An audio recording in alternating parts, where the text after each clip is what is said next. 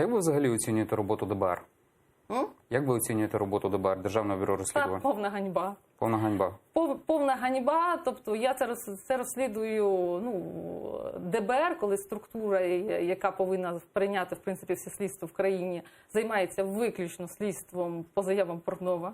Вони нічим не займаються слідством. Знаєте, я особисто подала цілу низку кримінальних справ стосовно Облгазів Фірташа. Там були хороші справи, реально хороші. Тобто такі справи, як от по Насирову, коли НАБУ бере мою заяву, фактично виносить підозру. Тобто там слово в слово фактично переписано. Такі були справи і по Фірташу. Це по незаконності приватизації облгазів. Це по газорозподільній системи, які були вилучені в державі безоплатно і передані Фірташу. Це зараз, коли через платіжки, от зараз нам приходять всім платіжки, от я, наприклад, живу в приватному будинку, мені приходить платіжка за газ.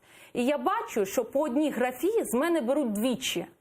Тобто я не буду на цьому зараз акцентувати, але я бачу, як оце відбувається обкрадання. Так? Це були мої заяви по Фірташу, ДБР взялося їх розслідувати, зараз ці справи поховані. Наприклад, Фірташ їх вже не цікавить, розумієте? Чомусь от Фірташ їх не цікавить. Зате всі заяви Портнових їх цікавить, і, зокрема, я вже навіть віднесла, зараз навіть скажу вам першим, тому що я от буквально зараз віднесла заяву в СБУ по державній зраді.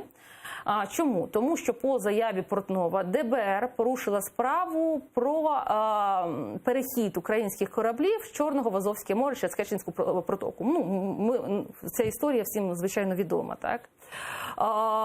Фактично ця справа порушена ДБР є додатком до справи, яка зараз ведеться в Російській Федерації. Причому та заява Портнова була слово в слово, та ж сама риторика, що у російських слідчих в їхніх ухвалах по справі українських моряків. Тому виходить, що в цьому контексті ДБР у нас перетворилося в філіал російського слідства. Тобто це реальна державна зрада. Я зараз віднесла цю справу Баканову.